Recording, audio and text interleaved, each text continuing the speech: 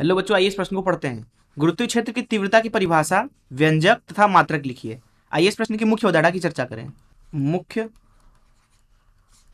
अवधारणा। मान लीजिए कि किसी एक जगह पे वैद्युत क्षेत्र है कुछ इस तरीके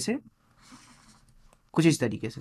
तो किसी भी बिंदु पे अगर आप वैद्युत क्षेत्र की तीव्रता निकालना चाहते थे, जिसको ई से प्रदर्शित कर देते हैं, तो वह होता है इस जगह पे एक इकाई आवेश का कण रख दीजिए, उसके ऊपर देख लीजिए कितना बल लग रहा है। अथवा अगर आप इसके ऊपर क्यू रख देते हैं तो इकाई आवेश पर इस बिंदु पर लगने वाला बल हो जाएगा एफ भागे क्यू। बिल्कुल इसी की तरीके से गुरुत्वीय क्षेत्र की तीव्रता निकाली जाती है। मान लीजिए किसी जगह पे गुरुत्वीय क्षेत्र कुछ इस तरीके से और यहां पे मान लीजिए आप गुरुत्वीय क्षेत्र की तीव्रता निकालना चाहते हैं, जिसको हम यहां पे जी से प्रदर्शित कर देते हैं।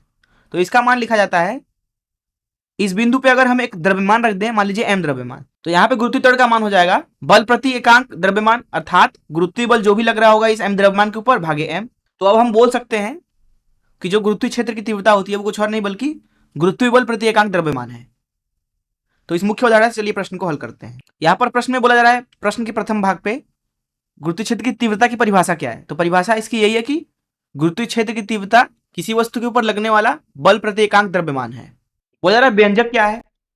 तो व्यंजक अगर हम लिखना चाहें यहाँ पे, तो किसी भी अवस्था के लिए जी का मान लिखा जाएगा एफ भागे एम। जहां पे आप गुरुत्वीय क्षेत्र की तीव्रता निकालना चाहते हैं वहां पे एम द्रव्यमान रख दीजिए, देख लीजिए उसके ऊपर कितना गुरुत्वीय बल लग रहा है।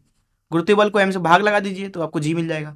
अगर आप एक बिंदु द्रव्यमान के द्वारा लिखना चाहें गुरुत्वीय त्वरण का मान, तो यहाँ पे हम लिख देते हैं, मान लीजिए हमारे पास में एक बिंदु द्रव्यमान है एम, तो इससे आर दूरी पर यहां जो गुरुत्वीय क्षेत्र होगा वो द्रव्यमान की तरफ होगा और उसका मान दिया जाएगा, मान लीजिए हम जी नॉट से दर्शाते हैं उसको, तो ये हो जाएगा।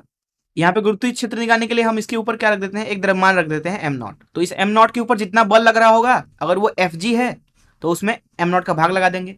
अब दो बिंदु द्रव्यमानों के बीच में गुरुत्वीय बल होता है जी M1 M2 भागे आर का वर्ग, नीचे एम नॉट का भाग है, इसलिए यहां पे लिखा जाएगा जी नॉट का मान हो जाएगा जी एम भागे आर का वर्ग।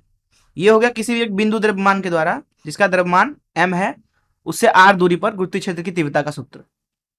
प्रश्न के तीसरे भाग पे चलते हैं। बोला जा रहा है मात्रक क्या है। तो यहाँ पे मात्रक निकालते हैं।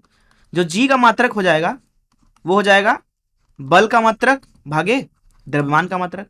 अब बल भागे द्रव्यमान कुछ और नहीं बल्कि त्वरण ही होता है, अर्थात गुरुत्वीय क्षेत्र की तीव्रता कुछ और नहीं बल्कि त्वरण है, गुरुत्वीय त्वरण। तो बल का जो मात्रक होता है वो न्यूटन होता है और द्रव्यमान का मात्रक किलोग्राम, तो न्यूटन प्रति केजी, अथवा इसको लिख सकते हो आप मीटर प्रति सेकंड का वर्ग, क्योंकि ये त्वरण है। तो इस तरीके से हमने प्रश्न को हल कर लिया। मैं आशा करता हूं कि आपको इस प्रश्न का हल जरूर समझ में आया होगा। धन्यवाद।